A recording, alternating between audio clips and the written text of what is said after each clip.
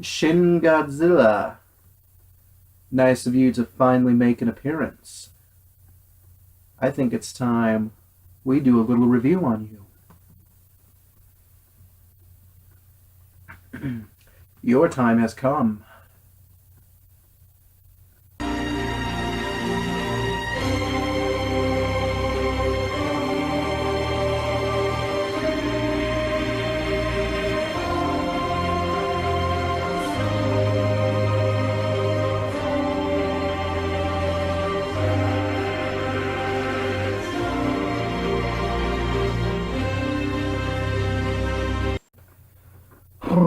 Yeah, I don't know what this is, but it's great. You should go give me another one. Yeah, I think you should go get it. Well, you're the new assistant. What are you here for? He thinks he can just stand there and look pretty. Kaiju fans, we've been waiting a while for this. Shin Godzilla, it's here. A limited theatrical release thanks to the lovely folks at Funimation. I caught it last night, so I'm just about 24 hours out from seeing it. Some of this will have to be vague because unfortunately I was not able to sit down and take notes. It's a massive cast, way too many characters and names for anyone to just talk about on the fly. So, expect maybe like 6 months from now when I can get a copy of it. We'll try this again.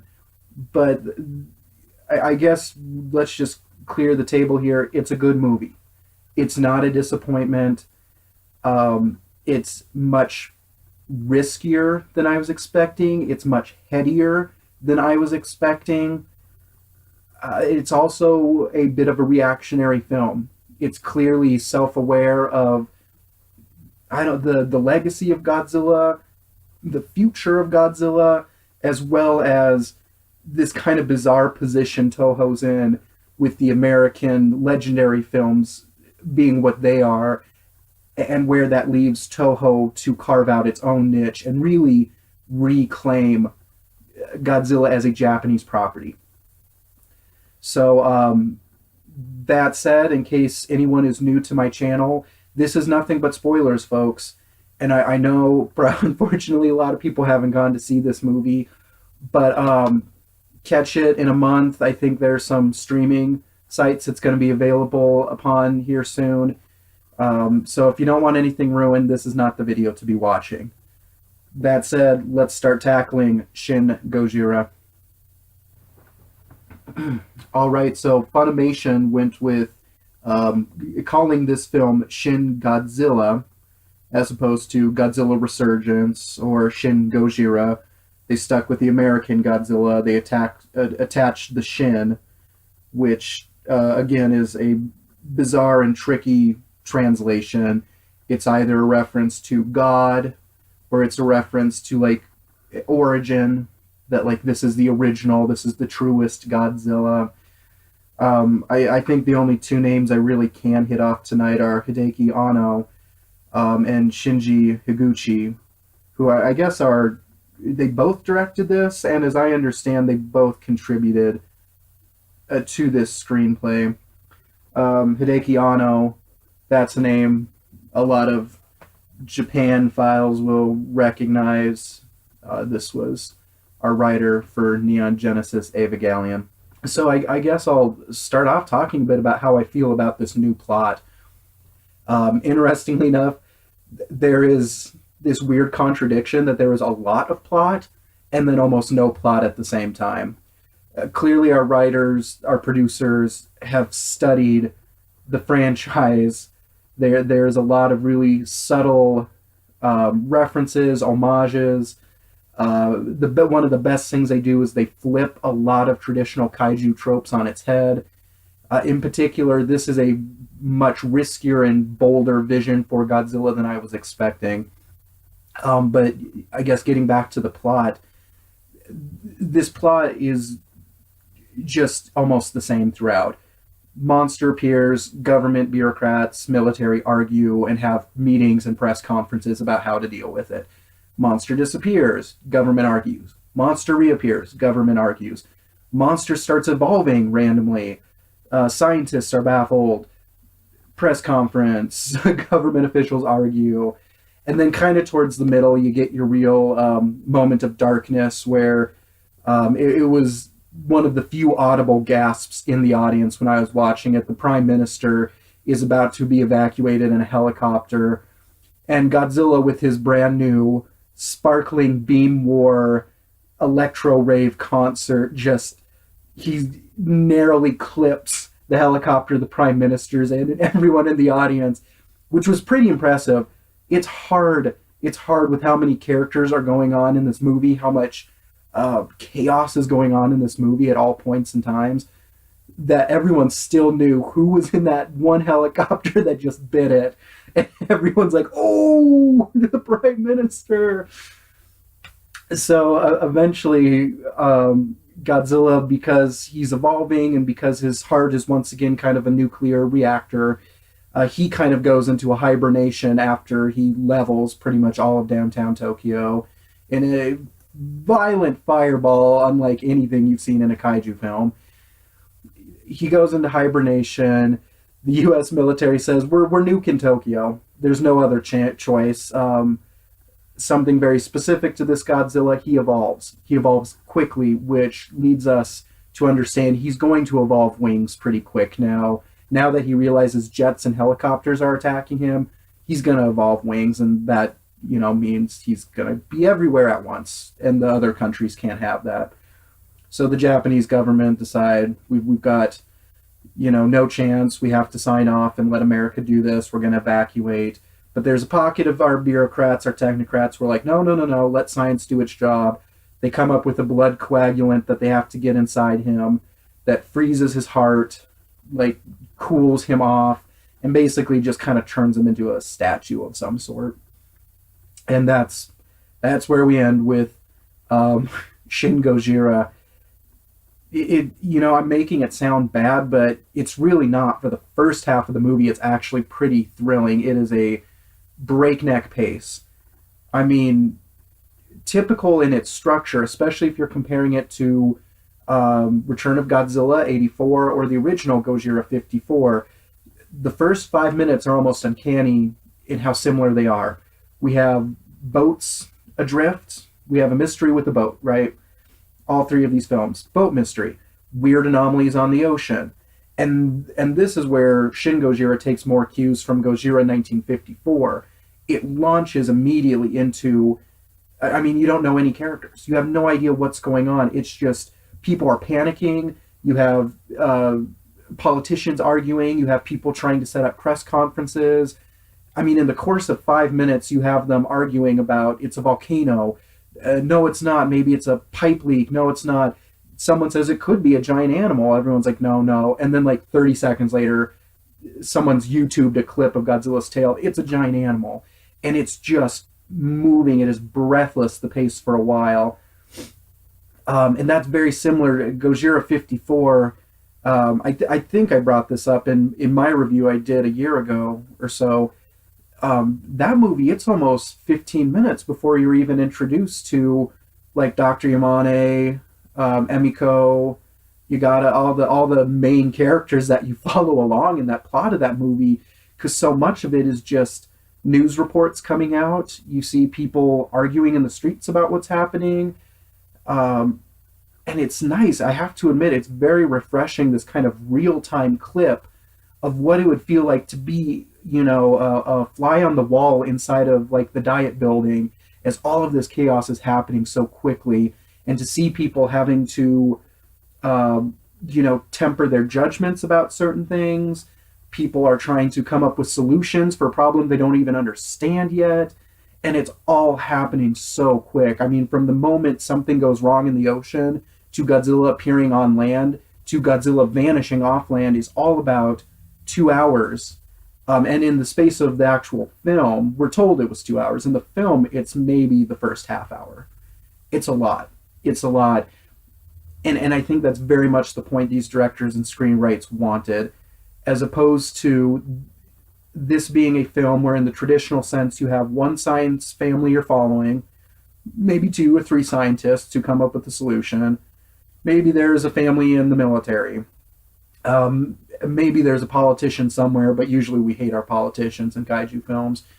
This is very much a film about the collective chaos of a giant democratic bureaucracy having to deal with an unprecedented disaster, but deal with it in very realistic terms.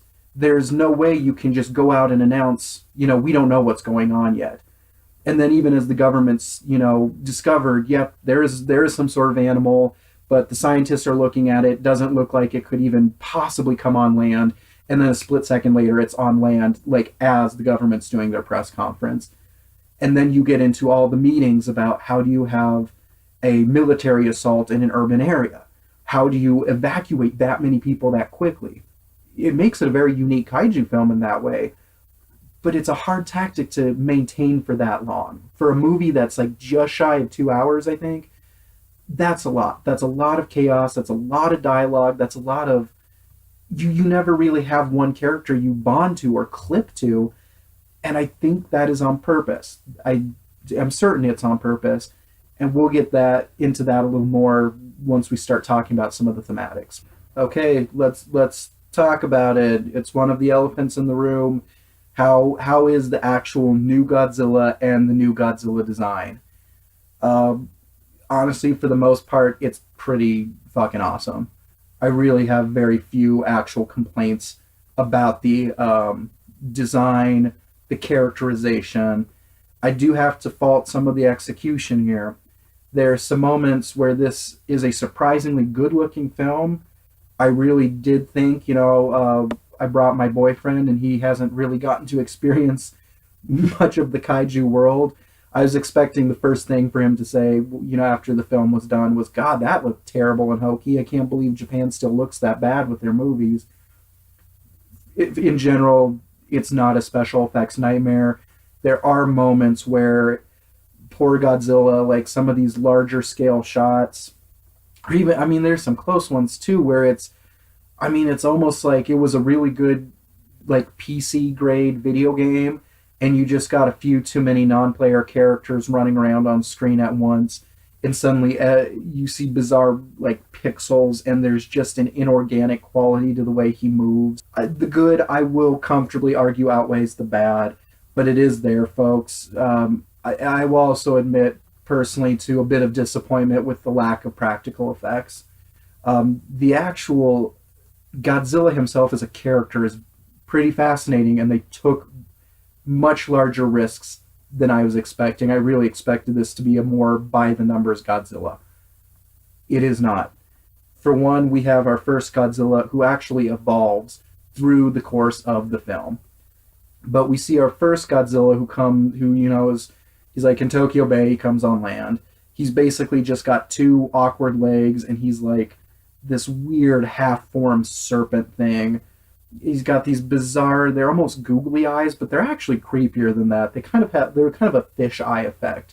There's something kind of dead and emotionless about them, and simultaneously kind of like, I don't know, animalistic almost. And this first flailing fetus of a Godzilla is just, he's kind of upsetting the way he's got these gills that blood just pours out of. But then he evolves back up into kind of an upright, almost like a proto Tyrannosaurus effect. Really small arms, almost no arms, big legs. The head's gotten a little bigger, and then he goes into the ocean. He emerges as the Shin, the god incarnate that we've all seen in the press photos. Um, how do I feel about this? Not bad or good, I guess. It's just different, and I respect that. I appreciate that they did something different with him. Um, I mentioned at the top of this review, I think this is a self-aware and kind of a reactive film, and I do wonder if this idea was tossed around almost as a wink-wink nod to the idea that, once again, here is a reboot of a franchise, one that technically was just rebooted with Toho's authority like 3 years ago, right? And so Godzilla, the character, the nature of Godzilla, has endured this long, is a 60 plus year old franchise, because the nature of Godzilla evolves. We've seen heroic Godzilla, we've seen, you know, evil incarnate Godzilla with Kaneko's effort. We usually find a Godzilla that's kind of half good guy, kind of half walking natural disaster. This Gojira is very much more so probably than any other incarnation, very much taking its cues from the 1954 Gojira. He's pretty terrifying. He's really, I mean, there are some shots where it is just almost uncomfortable to look at him and some of his other evolutions. But there is also a tragedy to him. There is kind of a weird intelligence to him too. And this gets played up with this discovery that because of his mutation, he evolves so quickly. He adapts to his surroundings so quickly that they keep talking about that he is like the most evolved thing possible. He is the ultimate species. And it's not just that he's a massive predator. It's the fact that the second you throw something at him, his body physiologically adjusts to come up with a new attack on you. And this is best exemplified in another shocking turn for the character when the U.S. military shows up and starts bombing him, and they start actually injuring him. There's blood popping off of him, and he goes in for his big fireball attack, which is interesting. We never really get a blue breath from this Godzilla. He actually does like traditional fire, like old school fireballs, like red and everything. But then he like picks up the velocity of his fireball and it becomes like a high-pitched laser cutter beam. It's very reminiscent of what the Gaos have if you've seen the Heisei Gamera trilogy. It just cuts things in half. It's not necessarily just a explosion. And then when that's not good enough, once he realizes there's too many planes around him, he develops the ability to shoot the lasers out of his dorsal spines. And this is where he suddenly turns into like the disco ball of death, and he's slicing buildings around him. He removes almost all the planes in the air are just gone. They're just decimated. He accidentally catches the prime minister's helicopter. I mean, it's an insanely effective attack, and he like evolves into it on the spot. And in that way, it reinforces what they wanted. This Godzilla is God incarnate. He is a terrifying, and the term I remember Toho throwing around a lot is that this Godzilla is a true nightmare. And they took some big swings, and I, for the most part, appreciate it. I think some Godzilla purists are going to be a little have their feathers ruffled a bit, but get over it. He's 60 years old. You got to try something new with Godzilla. So I've mentioned a few times, I think this is actually a surprisingly reactionary film in a lot of ways.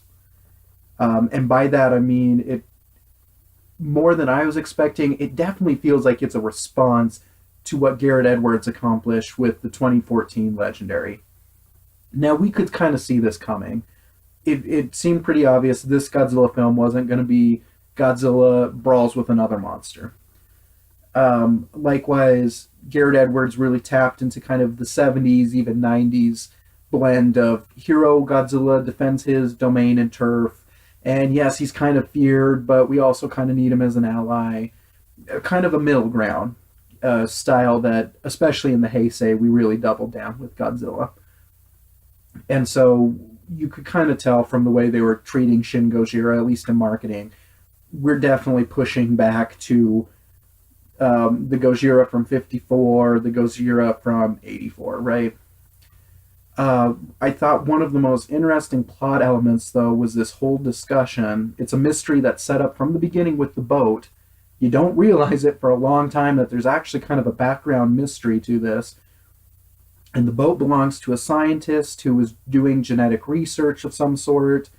He predicted that there was going to be an animal that was going to consume the radioactive waste, that was going to adapt and evolve, and the reason his boat is missing right around where Godzilla appears seems to be the big dubious mystery this film didn't want to tackle, because instead he's left them like all these riddles about the genetic makeup of Godzilla, right? Um, but the weirdest thing was that he, a Japanese man who now went over to America to finish his research that the Americans at some point did think was interesting, right? And then he came back to Japan just to tease the Japanese with like a riddle of what he'd created, but he gave it a name. And he called it Godzilla, and very specifically for the term God. He wanted God in there. And then it's in the discussion where they go, well, what would that be in Japanese? Gojira? I mean, they've sorted this out better than I am sorting it out right now, but I thought that was fascinating. And this might have been some of the weirdness of how Funimation adjusted the dub. I don't know. Um, but I guess I was thinking, for Godzilla, who is so iconically Japanese, that to just 2 years ago have Hollywood actually do, I think, a pretty proper and respectful Godzilla film and follow most of the traditional guidelines of what Japan does with its kaiju films. The whole origin story for this Godzilla feels almost kind of like I don't know, like a butthurtness about the fact that you guys did a Godzilla film like that. That the American Godzilla respected some of the nuclear politics, that it involved Japanese characters and involved an attack in Japan, and it felt like this film, in a weird reactionary sort of way, was very deliberate in trying to reclaim Godzilla as a Japanese property. And then it's like this Japanese company is like, yeah, well, your Godzilla is like an ancient alpha predator who eats nukes. Well, ours is God. We're gonna one up you on this one, you sons of bitches. And in some ways, they totally did. Like the American movie companies never would have had Godzilla with purple laser beams coming out of his dorsal spikes and his tail. They went there, folks, and I think we're all better people for them going there. Sorry. So the nature, too, though, of kind of this, Shin Gojira, the Japanese Reclamation Act of 2016, there's a real tension in this film about the politics of what America does militarily and how Japan wants to handle its military. And it's not a one-dimensional sort of dogmatic political angle like we got in the 84 film, right? There is a point in this film where all of the government, military, and the levels of bureaucracy are really, really pleased that America's moving in on this, because they just saw everything they could throw at him fail. They're very relieved America's willing to help out. I do think it's kind of telling that when America helps out is actually the point where Godzilla does go full nuclear. They're the ones who finally hurt Godzilla, and they're the ones who cue Godzilla to respond in kind by basically re-firebombing downtown Tokyo. That imagery of burning downtown Tokyo, and it's huge, folks. It's a massive sequence. It's, again, really even challenging you to enjoy the urban destruction the way you normally do in a kaiju film, because it's so violent. It's so overwhelmingly violent at times, but it's very much harkening back to the imagery of the 54 film, where I think Raymond Burr in King of the Monsters talks about, Tokyo is now an ocean of fire. Well, that wasn't for any old reason. That 54 film was acknowledging the fire bombings of Tokyo, which in a lot of ways, as far as I think property damage and even up into casualties, was more damaging than Hiroshima or Nagasaki. It just didn't have that long-term effect of the radiation, poisoning, and exposure. We also then, from there, once America starts feeling kind of helpless about this threat, they start creating this giant UN coalition. It's not just about America. A lot of this discussion is about how the UN is going to handle any of this. And they throw up their arms and say, the only thing we can do is nuke this monster. We have to eviscerate every cell of it so that it doesn't keep evolving and becoming more powerful. And Japan kowtows, interestingly enough. The new prime minister, the the acting prime minister is like, I don't know what else to do. That monster is going to keep going. He's going to find more nuclear reactors. He's going to keep blowing up cities. This isn't just Japan. This is the whole world. And then we start to parse into some of this discussion of, they have these meetings where they talk about, boy, this country just keeps foisting really terrible and ridiculous stuff on us. And there's a couple lines like that. Again, someday I'll get to sit down and really take better notes. But I always thought there's kind of two conversations going on here. You could be talking about just the geopolitics and the history of American-Japan tensions. I felt like, on the other hand, you could also be having a discussion about the franchises in general. That I don't think Japan has ever been wild about how America handles Godzilla, even though I very comfortably argue that I think Garrett Edwards did a really respectful, tasteful take on Godzilla. The way this film was handling stuff, I get the sense there were a lot of Japanese critics and members of that media culture, maybe, who really didn't like Garrett Edwards doing what he did. Okay, I gotta start to wrap this up, tie this together. I think that the end point of this really has to be kind of the thematics of this film. And that's the trickiest part of this film, because almost every time I thought I knew where the I guess the commentary of it was going, it ended up kind of reversing it at some point in the film on me. The first half of the movie, you definitely get kind of a sense of, okay, government bad, politicians idiots, bureaucracy cumbersome and useless. And by the end, especially once the prime minister goes, you kind of see just the weird silent desperation of the chaos of this moment. And suddenly all the bureaucratic norms that seem kind of annoying to begin with suddenly feel kind of like your comfort blanket.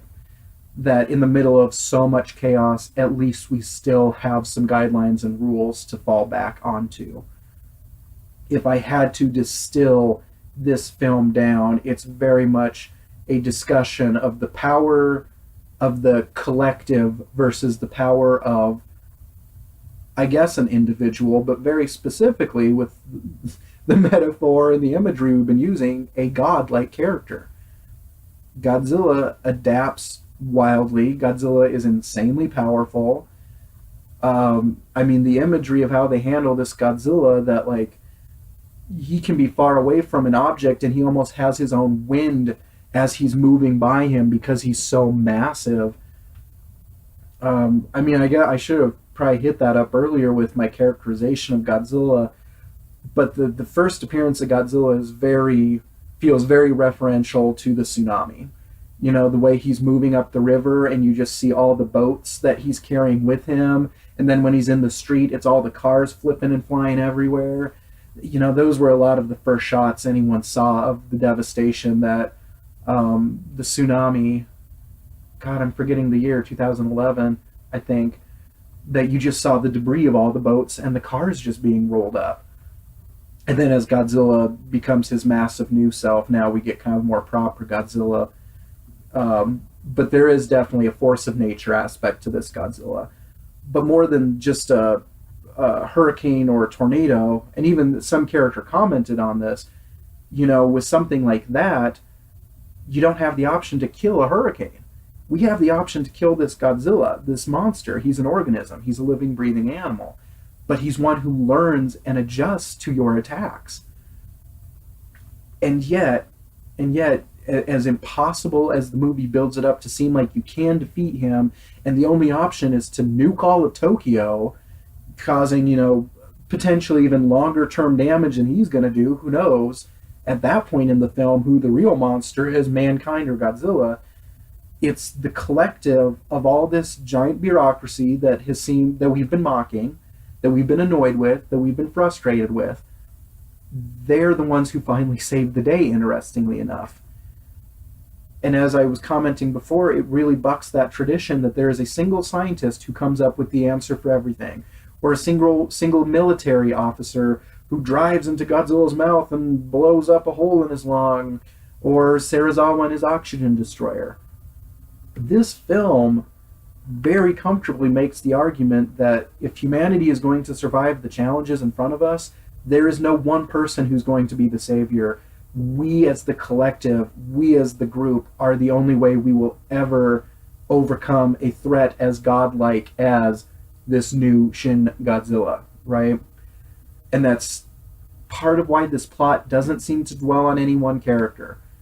This is a massive rolling ensemble cast, and even as small or throwaway as any one character seems, there's a point in the film where they have a good line, they have a good discovery, they contribute meaningfully. And I think the most telling of all of this, and probably my favorite idea in this film, is towards the end. You know, Godzilla, they've woken him up so that they can try and get the coagulant in him. And they keep knocking him over, and then they have all these giant cranes swarm around him to spray stuff in his mouth. Again, it's not one, it's not a Super X or a Mecha Godzilla, it's hundreds of little cranes coming in to try and get into his mouth. It's actually, I thought it was actually kind of comical because it kind of looks like he's at like the orthodontist office, and they've got all the tubes in there. But so all the cranes have to come in, and then he's brushing them off, and he's going to start walking. And this was my favorite part, I think, of the movie, was the military guy who's in charge of this plan is like, release the trains. And I'm like, what? Release the trains? Every like train subway system in Tokyo beelines for Godzilla all at the same time, and they're all armed with bombs, so they all start blowing up around him, and they cause this hole he kind of falls into. It's probably the most genius part of the film. Not only have we effectively reversed the tired trope of, well, it's a Godzilla reboot, we have to have him attack a train at some point. I mean, it's there every Godzilla reboot film, for some reason we have to have a train sequence at some point. Or even the Gamera series has to get their train in. Kong attacks a train in the Japanese film. Trains are always the victims. Okay, trains finally get their due. Trains finally get their moment in the sun in this film. And I think that's really significant. Not just because, once again, it is no one solution. It's the solution of hundreds of little trains coming to overpower the god. But a commuter system like that, what that means to a town like Japan, a town like Tokyo, that is their lifeblood, right? That is the common denominator. Everyone has to ride a train to get somewhere at some point. When he says release the trains and you see all the trains come pouring out, I mean, I wanted to cheer, but really it's symbolically, I think, is essentially turning the whole community of Tokyo on Godzilla. It's like sending every single person at once to just knock this dude down for a moment. We just need one moment of him on the ground to get the coagulant in his mouth. But thank you, as always, for checking out the channel. Please check out some of the other videos if you're a fan of the Gojira franchise or the Kaiju franchises broadly. Other stuff coming in the future, folks. It was a real pleasure getting to see another proper Japanese Godzilla film on the big screen. It's a limited theatrical run. If you can get to it, I really encourage you to. If not, grab it any way you can. I don't think the majority of Godzilla fans will be disappointed in this effort. I think it's a pretty solid film, folks. So, with one viewing under my belt, that's what I have to offer you this evening. Anyway, you all know the drill. I'm the Kaijuologist. I'm signing off from Denver, Colorado. We are the Mile High City. We are getting higher all the time.